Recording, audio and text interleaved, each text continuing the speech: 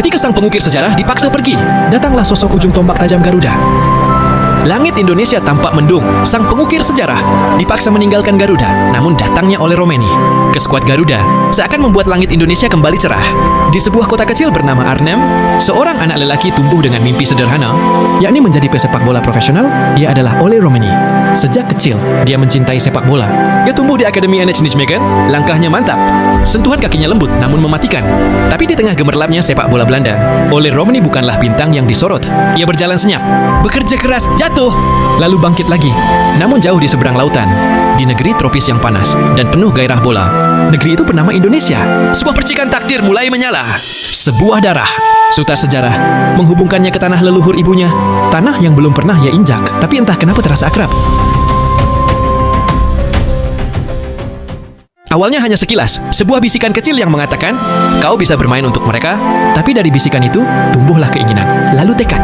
Di saat dunia meragukan pilihan pemain diaspora ke Asia Tenggara, Ole justru melihat peluang untuk membela sesuatu yang lebih besar dari dirinya sendiri, yakni membela bangsa, berjuang untuk tanah leluhur ibunya.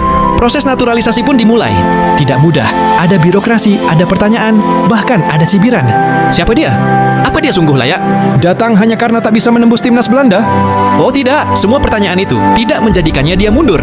Namun di tengah keraguan itu, Ole tetap tenang. Ia bukan datang untuk menjadi pahlawan instan. Ia datang karena darahnya memanggil. Karena hati kecilnya ingin menjadi bagian dari kebangkitan Garuda. Dan akhirnya, hari itu tiba. 2 gol, 2 match. Ole Romeni resmi menjadi warga negara Indonesia. Namanya dipanggil Shin Tae-yong untuk mengenakan seragam Garuda.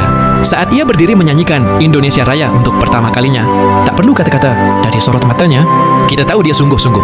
Debutnya bukan sekadar pertandingan. Ia membawa teknik Eropa. Tapi lebih dari itu, ia membawa hati. Dan saat gol pertamanya tercipta, stadion meledak. Ole, ole, ole, ole, ole. Perseruan itu terdengar jelas dari tribun. Gol kedua Ole untuk Garuda kembali tercipta di Gelora Bung Karno saat mereka membungkam Bahrain.